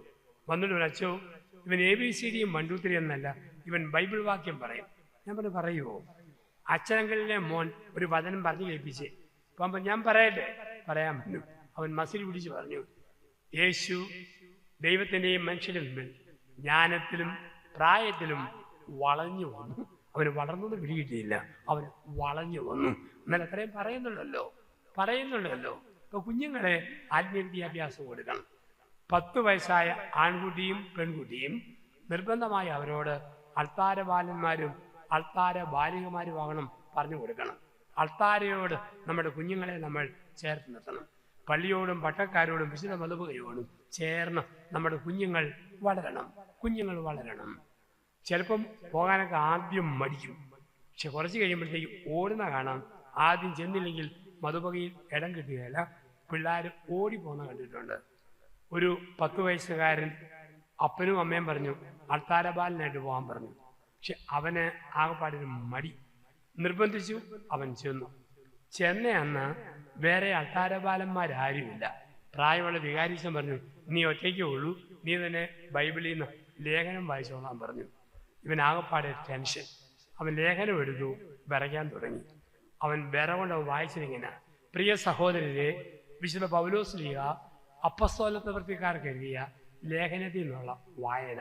എല്ലാവരും ഒറ്റ ചിരി. അച്ഛൻ തൊണ്ട കുറുക്കി ശബ്ദമുണ്ടാക്കി. അവന് മനസ്സിലായി തെറ്റിപ്പോയി, ഇനി തിരുത്താൻ പറ്റിയല്ലോ. അവൻ ബിരുദനാ. അവൻ അച്ഛൻ്റെ നേരെ തിരിഞ്ഞു പറഞ്ഞു, ഗുരു അഡ്ജസ്റ്റ് ചെയ്താലും ഏതായാലും വായിച്ചു പോയില്ലേ. ഒരു ആത്മീയ വിദ്യാഭ്യാസം കൊടുക്കും. ആത്മീയ വിദ്യാഭ്യാസം. 3, സെക്സ് എഡ്യൂക്കേഷൻ, ലൈംഗിക വിദ്യാഭ്യാസം. ഇന്ന് ആണും കൂടി ജീവിക്കാം, പെണ്ണും കൂടി ജീവിക്കാം, കല്യാണമായി അംഗീകരിക്കലും ജീവിക്കാം എന്ന് പറയുന്ന ലോകത്ത് ലൈംഗികതയുടെ ദൈവീകത മക്കളെ പഠിപ്പിക്കേണ്ടത് അപ്പനാണ്, അമ്മയാണ്. 10 വയസ്സായ ആൺകുട്ടിക്ക് ഒരു ആണിൻ്റെ ദേഹം അപ്പനാക്കാൻ ദൈവം എങ്ങനെ ഒരുക്കുന്നുവെന്ന് അപ്പൻ ആൺകുട്ടിക്ക് പറഞ്ഞു കൊടുക്കണം. അല്ലെ ക്രിസ്ത്യൻ ബുക്ക് സ്റ്റാളിൽ നിന്നും അപ്പച്ച ഞാൻ എവിടെ നിന്ന് വരുന്നു ആ പുസ്തകം മേടിച്ചു കൊടുക്കണം. 10 വയസ്സായ പെൺകുട്ടിക്ക് ഒരു പെണ്ണിൻ്റെ ദേഹം ദൈവം എങ്ങനെ അമ്മയാക്കാൻ ഒരുക്കുന്നു അമ്മ പറഞ്ഞു കൊടുക്കണം. അറിയത്തില്ലേ, അമ്മച്ചി ഞാൻ എവിടെ നിന്ന് ഒരു പുസ്തകം കിട്ടും, ക്രിസ്ത്യൻ ബുക്ക് സ്റ്റാളിൽ അത് മേടിച്ചു കൊടുക്കണം. ഇന്നൊരു പ്രശ്നമുള്ളത്, ആഘോഷമായ കുർബാന സ്വീകരണത്തിന് ഒരുക്കുമ്പോൾ ബഹുമാനപ്പെട്ട ടീച്ചേഴ്സ് കുട്ടികളോട് എല്ലാം പറയും, കൊല്ലരുത്, മോഷ്ടിക്കരുത്, കള്ളസാക്ഷി, ഓരോന്നും പറയും. പക്ഷെ ഇങ്ങനെ പറയുമ്പോൾ ഒരു പ്രമാണം പറയാൻ മടി. അപ്പം 10 വയസ്സുകാരൻ ചോദിക്കും, ടീച്ചറെ വ്യഭിചാരം ചെയ്യില്ലെന്ന് പറഞ്ഞാൽ അതിൻ്റെ അർത്ഥം എന്നാ? ടീച്ചർ പറയും, ഞാനെന്നാ പറയാനാ, നിൻ്റെ അപ്പനോടോ അമ്മയോടോ ചോദിക്ക്, അവരെങ്ങാനും പറഞ്ഞു തരും. പിള്ളേർ വീട്ടിൽ ചെന്നു അപ്പനോട് ചോദിക്കുക മടി, അമ്മയോട് ധൈര്യം. അമ്മ ഇങ്ങനെ കറിക്ക് അരയ്ക്കുമ്പോൾ നെറ്റിയിലെ വേർപ്പും കൂടെ വടിച്ച് ഉപ്പാന്ന് പറഞ്ഞ് ഒഴിക്കുമ്പം മോൻ അമ്മയുടെ ചെന്നു, അമ്മേ എന്നാടാ ഈ വ്യഭിചാരം ചെയ്യില്ലെന്ന് പറഞ്ഞാൽ അതിൻ്റെ അർത്ഥം എന്നാ? ആഹാ, അമ്മയോട് തന്നെ ചോദിക്കണമല്ലേ. ഒരു കിഴുക്കും ഒരു ഉന്തും ഒരു തള്ളും വെച്ച് കൊടുത്തു. അവൻ കരഞ്ഞുകൊണ്ട് പോയി. കുറച്ച് കഴിഞ്ഞ് അമ്മ ഓർത്തു, മോൻ ചോദിച്ചതല്ലേ, എന്തേലും പറയണ്ടേ. ഇവൻ്റെ ഒരു സ്വഭാവദൂഷ്യമുള്ളവനായിരുന്നു. എപ്പോഴും തലയും കുത്തി നിൽക്കുക, തലയും കുത്തി നടക്കുക. ഇത് മാറ്റാൻ അമ്മ ആഗ്രഹിക്കുന്ന കാലമാണ്. അമ്മ പറഞ്ഞ, മോനെ, തലയും കുത്തി നിൽക്കുന്നതിനും തലയും കുത്തി നടക്കുന്നതിനും ബൈബിളിൽ പറയുന്ന വാക്കാണ് വ്യഭിചാരം. ഇനി മേലിൽ മോനെ ചെയ്തേക്കല്ലേ. അവനോട്, ദൈവമേ, എന്തൊരു കഠിന ഭാവി, കൊച്ചാണേലും 10 എണ്ണം വരെയല്ലേ ദിവസവും ചെയ്തോണ്ടിരുന്നത്, പിന്നെ ജീവൻ മുഴുവൻ തലയും കുത്തി നിൽക്കത്തില്ല. പിറ്റേ ശനിയാഴ്ച പ്രായമായ കാരണന്മാർ കുമ്പസാരിക്കുമ്പോൾ നിക്കറും ഷർട്ടും ധരിച്ച് അവനും ഇടയ്ക്ക് കയറി പ്രായമുള്ള അച്ഛൻ കുമ്പസാരിപ്പിക്കുക. അവൻ ചെവി പറഞ്ഞു, അപ്പനെ കുപ്പാന്ന് വിളിച്ചു, അമ്മയെ കുമ്മെന്ന് വിളിച്ചു, പിച്ചി പറിച്ചു, മാന്തി പറിച്ചു, വഴക്കുണ്ടാക്കി. അച്ഛൻ മൂടി കേട്ടു. ഇത് മാത്രമല്ല അച്ഛാ, കട്ടിയുള്ളൊരു പാപം ചെയ്യുമായിരുന്നു, നിർത്തിയിട്ട് ഒരാഴ്ചയായുള്ളൂ. ഇവന് പടാ, പിള്ളേരാണ് കട്ടിയുള്ള പാപം ചെയ്യുന്നത്. പിള്ളേരാണ് കരുതേണ്ടതാ. ചെയ്തത് വ്യഭിചാരം ഡെയിലി 10 എണ്ണം വരെ പോയിട്ടുണ്ട്. ഇവന് പടാ നുണ പറയാതെ. പാവൻ പറഞ്ഞു, അച്ഛനാ പള്ളിയാന്ന് കരുതിയല്ലേ, ഇവിടെയും ചെയ്ത് കാണിക്കാൻ തയ്യാറാ. അവനോടി മതോപകയുടെ മുമ്പിൽ വന്ന് തലയും കുത്തി കാലും പൊക്കി ഒറ്റ നിപ്പ്. ഇത് കണ്ടപാടെ പ്രായമായ അപ്പച്ചന്മാരും അമ്മച്ചിമാരും മുണ്ടും കുടഞ്ഞു കൊടുത്തുകൊണ്ട് കുമ്പസാരകുണ്ടിൻ്റെ അവിടുന്ന് എഴുന്നേറ്റൊരു ഓട്ടം. ഇത്രയും ചെറിയ ചെറുക്കനും ഇത്രയും കട്ടുകൂടിയ പ്രായശ്ചിത്തമാണ് ഈ അച്ഛൻ കൊടുക്കുന്നതെങ്കിൽ ഞങ്ങൾക്കതിനാ വരാൻ പോണത് ജീവനം കൊണ്ട് ഓടിയെന്നാണ് പറയുക. ഇപ്പം 3 വിദ്യാഭ്യാസങ്ങൾ, ഭൗതിക വിദ്യാഭ്യാസം, ആത്മീയ വിദ്യാഭ്യാസം, സെക്സ് എഡ്യൂക്കേഷൻ, ഈ 3 വിദ്യാഭ്യാസങ്ങൾ കൊടുത്ത് അവരെ ജീവിത അന്തസ്സിലേക്ക് പ്രവേശിപ്പിക്കുന്നു. പ്രത്യേകിച്ച് ഓർക്കാം, നിങ്ങൾ കാണിക്കുന്ന മാതൃകകൾ കുഞ്ഞുങ്ങളുടെ മനസ്സിലേക്ക് വരും. നിങ്ങൾ ചെയ്യുന്നത് കുഞ്ഞുങ്ങൾ പഠിക്കും. ഉദാഹരണം, പ്രാർത്ഥിക്കുന്ന അപ്പനും അമ്മയാണ്, മക്കളും അതുപോലെ പ്രാർത്ഥിക്കാൻ നോക്കും. നിങ്ങൾ കൊണ്ടല്ലേ കൊടുക്കാൻ പറ്റുള്ളൂ. 5 പഠിക്കുന്ന കുട്ടി സാറ് എത്ര പറഞ്ഞാലും ഒരു വാക്ക് തെറ്റിച്ചേ പറയും, യൂണിവേഴ്സിറ്റി. അവൻ പറയുമ്പോൾ യൂണിവേഴ്സിറ്റി. സാർ കിടിക്ക് നുള്ളി അടിച്ചു. അവൻ അലറിക്കോട് പറഞ്ഞു, യൂണിവേഴ്സിറ്റി. സാർ അവൻ അപ്പനോട് പറഞ്ഞു, എനിക്ക് ഒറ്റ ആഗ്രഹമുള്ളൂ, ഞാൻ റിട്ടയർ ആകുന്നതിന് മുമ്പ് നിങ്ങളുടെ മോനെ കൊണ്ട് യൂണിവേഴ്സിറ്റിയിൽ നിന്ന് ഒന്ന് പറയിപ്പിക്കണം. അവൻ ഉറങ്ങുമ്പോഴും എഴുന്നേൽക്കുമ്പോഴും ചെവി വെടിവെക്കുന്നു പറയും, യൂണിവേഴ്സിറ്റി പറഞ്ഞ് പഠിപ്പിക്കണം.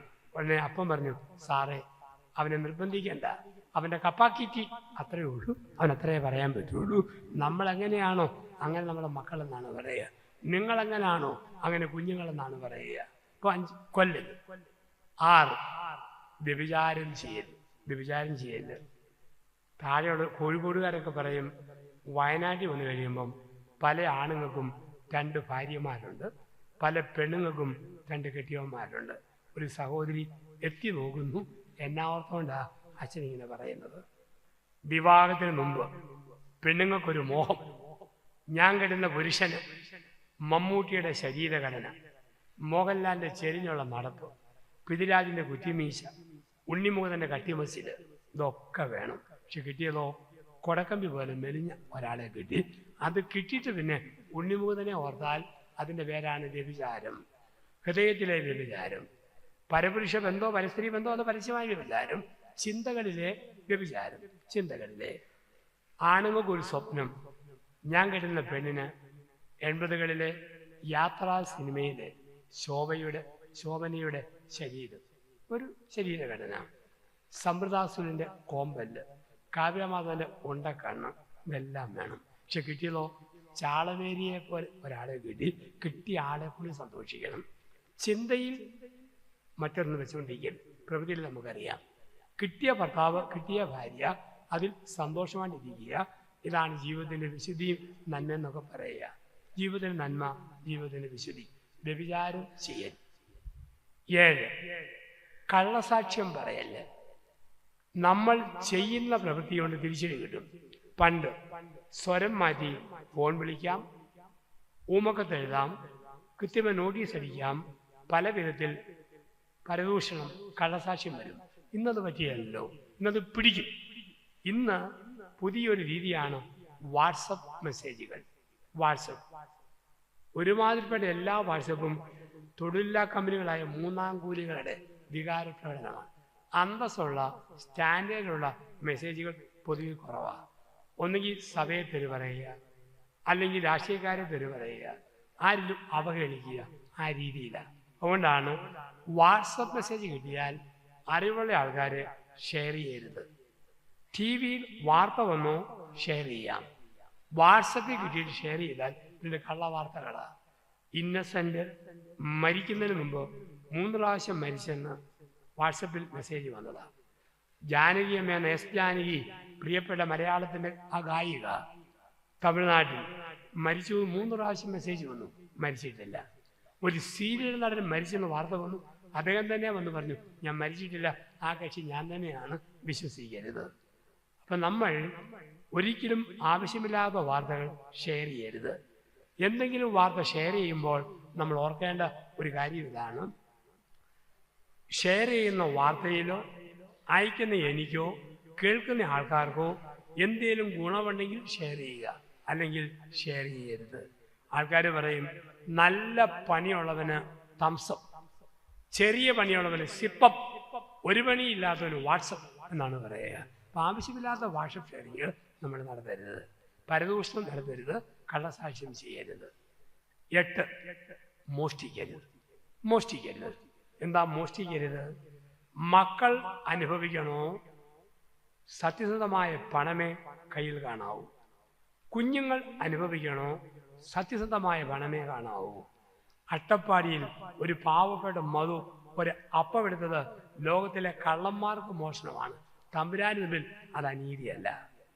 ഒരു മനുഷ്യന് അപ്പനും അമ്മയും ഭാര്യയും മക്കളും കൊണ്ട് ഒരു പണിയും കിട്ടുന്നില്ല, നോക്കിയിട്ടും നിങ്ങളുടെ പറമ്പിൽ നിന്ന് 1 കൊല തേങ്ങ വെട്ടിയാൽ 1 മൂട് കപ്പ പറിച്ചാൽ ദൈവം മുമ്പാകെ അവൻ തെറ്റുകാരനല്ല, വിശന്നിട്ട. അതേ സമയത്ത് സർക്കാരിൻ്റെ ശമ്പളം മേടിക്കുന്ന നേഴ്സ് ആശുപത്രിയിൽ നിന്ന് വരുമ്പോൾ 5 ഗുളിക പോക്കറ്റിൽ തിരികെ കയറ്റിയാൽ അത് മോഷണമാണ്. റോഡ് പണിയുന്ന കോൺട്രാക്ടർ താറമക്കിയാൽ അത് മോഷണമാണ്. കെട്ടിടം പണി എഞ്ചിനീയർ സിമെന്റ് ഒതുക്കിയാൽ അത് മോഷണമാണ്. ഈയിടെ ഒരു ധ്യാനത്തിന് ഒരു സപ്ലൈ ഓഫീസർ വന്നു, കൗൺസിലിങ്ങിന് മുറി കയറി വന്നപ്പോൾ ആ മനുഷ്യൻ പറഞ്ഞു വെച്ചാൽ, ലോകം മുഴുവൻ തിന്മ കൊണ്ട് പെരുകുക. ഞാൻ ചോദിച്ചു, അതെന്താ? എൻ്റെ അച്ചു ഒരു റേഷൻ കടക്കാരൻ ഒരു ഫയലിൽ ഒപ്പിടാൻ വേണ്ടി എൻ്റെ കയ്യിൽ കൈക്കൂലി തന്നത് 500 രൂപ. പക്ഷെ അത് കള്ളനോട്ടായിരുന്നു. എന്തൊരു മര്യാദ കേടാ. കൈക്കൂലിക്ക് കുഴപ്പമില്ല, കള്ളനോട്ടിനാണോ കുഴപ്പം? കള്ളനോട്ടിനാണോ? ഇപ്പം നമുക്ക് അർഹതയില്ലാതെ കയ്യിൽ എന്ത് വെച്ചാലും അതിന് വിളിക്കുന്ന വാക്ക് നമ്മൾ പറയും, അതിന് വിളിക്കുന്ന വാക്കാണ് മോഷണം എന്ന് പറയുക. മോഷണം. 9, അന്യൻ്റെ വസ്തു ആഗ്രഹിക്കരുത്. എന്ന് പറഞ്ഞാൽ ദൈവം തന്ന മിനിമത്തിൽ ഒതുങ്ങി ജീവിക്കാൻ പഠിച്ചോണം. ദൈവം തന്ന മിനിമത്തിൽ ഒതുങ്ങി ജീവിക്കാൻ പഠിക്കണം. അതിനപ്പുറത്തേക്ക് നമ്മൾ ഒന്നിനെക്കുറിച്ച് നമ്മൾ ചിന്തിക്കരുത്. കടം മേടിച്ച് മുഴുത്ത വില പണിയരുത്. കടം മേടിച്ച് വണ്ടി എടുക്കരുത്. കടം മേടിച്ചാൽ വീട്ടാനുള്ള വകുപ്പ് മക്കൾ തരും എന്ന് ഉറപ്പ് വേണം. അല്ലെങ്കിൽ എനിക്ക് ഉണ്ടാക്കാൻ പറ്റുമെന്ന് ഉറപ്പ് വേണം. ആർത്തിയോടും മത്സരത്തോടും കൂടി ചെയ്യരുത്. 7 ലക്ഷത്തിൻ്റെ ഒരു സാധാരണ കാറ് മേടിക്കാൻ എനിക്ക് കാശുള്ളൂ. അയൽവാസിയുടെ കാറ് 15 ലക്ഷത്തിൻ്റെ. അവനോട് വാശി തീർക്കാൻ വേണ്ടി 8 ലക്ഷം രൂപ കടം മേടിച്ച് ഞാൻ ഒരു കാറ് മേടിച്ചാൽ അത് പ്രമാണ ലംഘനമാണ്. എനിക്ക് 15 ലക്ഷത്തിൻ്റെ ഒരു വീട് എങ്ങനെയോ ഉണ്ടാക്കാൻ പറ്റും. പക്ഷെ അയൽവാസിക്ക് 30 ലക്ഷത്തിൻ്റെ. അവനോടൊപ്പം നിൽക്കാൻ വേണ്ടി കടം മേടിച്ച് 15 എടുത്ത് 30 ആക്കുന്നത് തിന്മയാണ്. കിട്ടിയ അവസ്ഥയിൽ ജീവിക്കണം. പ്രധാനമന്ത്രി നരേന്ദ്രമോദിക്ക് കിട്ടുന്ന ചികിത്സ അച്ഛനായ ഞാൻ പ്രതീക്ഷിക്കല്ലേ. അച്ഛനായ എനിക്ക് കിട്ടുന്ന ശിക്ഷ പനമരത്തുള്ള ഒരു തർമ്മക്കാരൻ പ്രതീക്ഷിക്കല്ലേ. ഓരോരുത്തർക്കും ഓരോ ജീവിതാന്തം തോന്നു. അതിൽ ഒതുങ്ങണം, അതിൽ അഭിമാനിക്കണം, അതിൽ സന്തോഷിക്കണം. അങ്ങനെ ജീവിക്കാൻ പഠിക്കുക. ഇല്ലെങ്കിൽ അന്യൻ്റെ വസ്തു ആഗ്രഹിക്കുന്നു. ഒരിക്കലും നിങ്ങളുടെ കുഞ്ഞുങ്ങൾ കാണരുത് ആർത്തി കാണിക്കുന്ന അപ്പനെയും അമ്മയും, കടം മേടിച്ചു കൊടുക്കുന്ന അപ്പനും അമ്മയും കുഞ്ഞുങ്ങൾ കാണരുത്. കാരണം നിങ്ങൾ ഒരുപാട് എങ്ങനെ മേടിച്ചു കഴിഞ്ഞാൽ മക്കളെയൊക്കെ ഓർമ്മ പൈസയ്ക്ക് വിലയില്ല, ചുമ്മാ ദൂർത്തടിക്കാം. ഒരു ദൂർത്തും വേണ്ട, മിനിമം കൊണ്ട് ജീവിക്കണമെന്ന് നമ്മളെ പഠിപ്പിച്ച കാലഘട്ടമല്ലായിരുന്നു കൊറോണ വൈറസ്? പഠിപ്പിച്ച കാലഘട്ടമല്ലേ? പണ്ടെന്തൊരു പരാതിയായിരുന്നു. ഈ കെട്ടിയവൻ പോരാ, ഈ മക്കൾ പോരാ, ഈ വീട് പോരാ, ഈ ചെരുപ്പ് പോരാ, വാച്ച് പോരാ, വള പോരാ, വസ്ത്രം പോരാ, പോരാ. 2 വർഷക്കാലം പഠിപ്പിച്ചു ചക്കയുടെ ചകണി കൊണ്ട് മിക്സർ ഉണ്ടാക്കാൻ പറ്റും, ചൊറിയോണ്ടിങ്ങനെ ഇല പോലും തോരൻ വെക്കാൻ പറ്റും. പഠിച്ച കാലഘട്ടം ഉണ്ടായിരുന്നു. ഉഴവൂരിൽ ഞങ്ങളുടെ അടുത്തൊരു സ്ത്രീ 45 വയസ്സ് പ്രായം വരും. ആ സ്ത്രീയുടെ വലിയ സ്വപ്നമായിരുന്നു 1 ഗ്രാം തൂക്കമുള്ള ഒരു മൂക്കുത്തി. കഷ്ടപ്പെട്ട് എരുമപ്പാല് വിറ്റ് കിട്ടിയ കാശ് കൊണ്ട് 2019 അവസാനം 1 ഗ്രാം തൂക്കമുള്ള മൂക്കുത്തി മേടിച്ചു.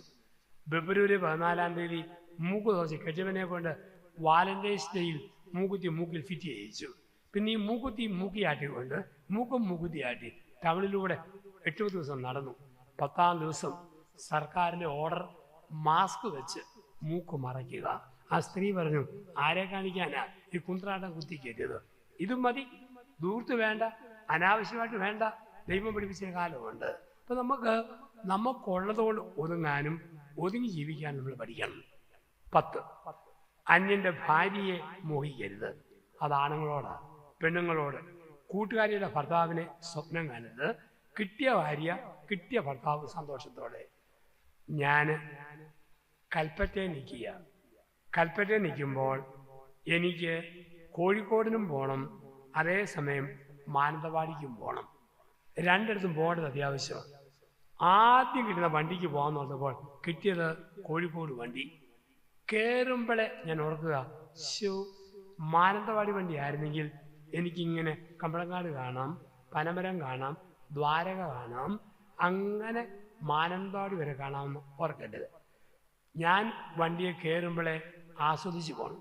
വൈത്തിരി, ലക്കിടി, അടിവാരം, ഇങ്ങാപ്പുഴ, അങ്ങനെ കൊടുവള്ളി, കുന്നമംഗലം, അങ്ങനെ കോഴിക്കോട് വരെ ഞാൻ ആസ്വദിക്കണം. കത്തോലിക്ക സഭയിൽ പൗരോഹിത്യത്തിൻ്റെ വണ്ടിയിൽ ഞാൻ കയറിയിട്ട് 3 പതിറ്റാണ്ടായി. ഈ വണ്ടിയിൽ ഞാൻ ഇരിക്കുമ്പോൾ എൻ്റെ വണ്ടി ഞാൻ ആസ്വദിക്കണം. എൻ്റെ വണ്ടി എങ്ങനെ ആസ്വദിക്കാം? എങ്ങനെ പ്രസംഗിക്കാം, എങ്ങനെ ധ്യാനിപ്പിക്കാം, എങ്ങനെ കുർബാന അർപ്പിക്കാം, എങ്ങനെ കുംസാരിപ്പിക്കാം, എങ്ങനെ കൗൺസിലിംഗ് കൊടുക്കാം, ഞാനിത് ആസ്വദിക്കണം. അപ്പം ഞാൻ ഓർക്കുവാണ്, എൻ്റെ വണ്ടി തെറ്റിപ്പോയോ ദൈവമേ. കല്യാണത്തിൻ്റെ വണ്ടിയായിരുന്നു മെച്ചപ്പെട്ട വണ്ടി. കോഴി കണ്ടതിനെയും കൊക്കോ കണ്ടതിനെയും കാറ് കണ്ടതിനെയും ഒരിക്കലും ഓർക്കരുത്. ഈ വണ്ടി ആസ്വദിക്കണം. എൻ്റെ വണ്ടി തെറ്റിപ്പോയോ ദൈവമേ എന്ന് ഓർക്കുമ്പോഴാണ് എന്നോട് കോളേജിൽ പഠിച്ച 3 മക്കളെ അപ്പൻ്റെ ഫോൺ, പ്രിയപ്പെട്ട ജോസഫ് വെച്ച അപ്പനായവർ ഇനി അച്ഛനാകുന്ന സഭ വല്ലതുകൊണ്ടോ അവൻ്റെ വണ്ടി എടുത്തു. ഏത് വണ്ടിയാണോ അവിടെ സന്തോഷം. എന്നെ പഠിപ്പിച്ച ഒരു റിട്ടയേർഡ് സാറ് ചോദിച്ചു, അച്ഛനായി കഴിഞ്ഞ് എന്നേലും പെണ്ണ് കെട്ടാൻ അച്ഛന് കാര്യമായി തോന്നിയിട്ടുണ്ടോ? ഞാൻ അതെന്താ? അച്ഛൻ്റെ പ്രസംഗം കഴിഞ്ഞ് ഞങ്ങൾ കുടുംബത്തോടെ ചിരിക്കാറുണ്ട്. വേണ്ടാത്ത വല്ല തോന്നലും ഉണ്ടോന്ന് അറിയാൻ വേണ്ടി ചോദിച്ചതാ. ഞങ്ങൾ സത്യം പറയാമല്ലോ, 3 മാസം ഒരു ദിവസം അടുപ്പിച്ച് 5-6 പ്രാവശ്യം ഇന്ന് തന്നെ കെട്ടണമെന്ന് എനിക്ക് തോന്നിയിട്ടുണ്ട്. അതെന്താ? ധ്യാനിപ്പിച്ച് മടുത്തു വന്ന് ലോഹ ഇറക്കിയിട്ടപ്പം ഒരം കഴിച്ചു കൂട്ടി. ഒരു പെമ്പർനോത്തി ഉണ്ടായിരുന്നെങ്കിൽ അലക്കി കിട്ടിയനല്ലോ എന്ന് ഞാനിന്ന് ചിന്തിച്ചു പോയി. പൊന്നെ ആ സാറ് പറഞ്ഞു, പൊന്നി ജോസഫച്ച ഇനി മേലിൽ അങ്ങനെ ഓർത്തേക്കരുത്. അതെന്താ? എൻ്റെ അച്ഛവും എൻ്റെ പെമ്പർനോത്തി ഇന്നും അവിടെ സകലമാന തുണിയും എന്നെ കൊണ്ട് അച്ഛ അലക്കിപ്പിക്കുന്നത്. എവിടെയാണോ അവിടെ തൃപ്തി, അവിടെ സന്തോഷം, അവിടെയാണ് കുടുംബത്തിൻ്റെ വിജയം. ഇപ്പം ദൈവം നമുക്കൊരു വീട് തന്നു. ആ വീട് വിശുദ്ധിയുള്ള ഭൂമിയിലെ കുടുംബത്തിനെ പതിപ്പാക്കാൻ നമുക്ക് സാധിക്കണം. പ്രത്യേകിച്ച് ഓർക്കുക, നമ്മുടെയൊക്കെ കുഞ്ഞു മക്കളെയൊക്കെ ഈശോയെ പരിചയപ്പെടുത്തണം. കുടുംബമെന്ന രീതിയിൽ അപ്പൻ്റെയും അമ്മയുടെയും കടമയാണ്. കുഞ്ഞുങ്ങളെ പള്ളിയിൽ നിർബന്ധമായി പറഞ്ഞു വിടണം. ചെറിയ മെഴുകുതിരിയും ബൊക്കയും പോലെ കുഞ്ഞുങ്ങൾ അൾത്താരിന് മുമ്പിൽ വന്ന് ഇരിക്കണം. ഒരു അമ്മ 5 വയസ്സുള്ള മോനെയും കൊണ്ട് പള്ളിയിൽ വന്നു. 3-ാം വയസ്സിൽ പള്ളിയിൽ വന്ന മോന പിന്നെ 2 വർഷം വന്നിട്ടില്ല. അവൻ മാസ്ക് ഒക്കെ വെച്ച് അമ്മയോട് വന്ന് പോർട്ടിക്കോയിൽ നിന്നു.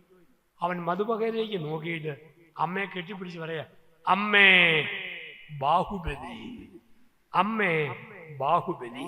കാരണം കൊറോണ കാലത്ത് അവൻ 2 വർഷം മാറി മാറി കണ്ട പടവാ ബാഹുബലി. ഇവിടെ വന്നപ്പോൾ പള്ളിയുടെ മധുപകയിലിരിക്കുന്നു. ഗീവഗീസ് പുണ്യാളൻ കുതിരപ്പുറത്തിരിക്കുന്നു. അമ്മേ ബാഹുബലി. ഇത്രയേ പരിചയമുള്ളൂ. ഇവിടെയാണ് കർത്താവിനെ പരിചയപ്പെടുത്തണം, ദേവാലയത്തോട് ചേർത്ത് നിർത്തണം. അങ്ങനെ പരിശീലനം കൊടുക്കുന്ന മാതാപിതാക്കളാകണം, പ്രാർത്ഥിക്കുന്ന അപ്പന്മാരാകണം, മാതൃകാ ദമ്പതിമാരാകണം.